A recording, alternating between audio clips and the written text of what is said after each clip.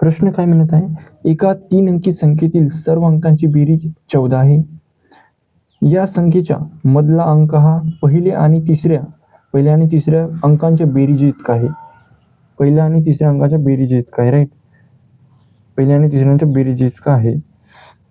जर या संख्येतील पहिला आणि तिसऱ्या अंकांची अदलाबदल केली तर मिळणारी नवीन संख्या मूळ संख्येपेक्षा 297 ने मोठी असणार. 297.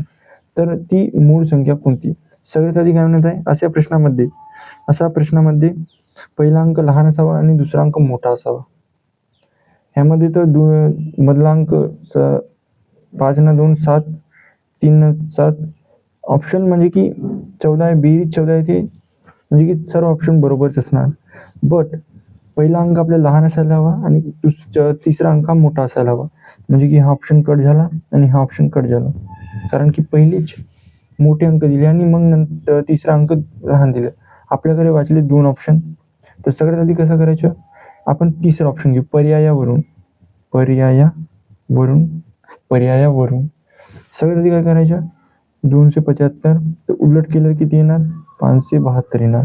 572 येणार, उलट केली ती. आता 572 मधून 275 गेले, किती राहिले? आपलं उत्तर काय येणार, 297. म्हणजे की आपला आन्सरच निघाला 297. ऑप्शन क्रमांक सी आपला करेक्ट आन्सर आहे, राईट.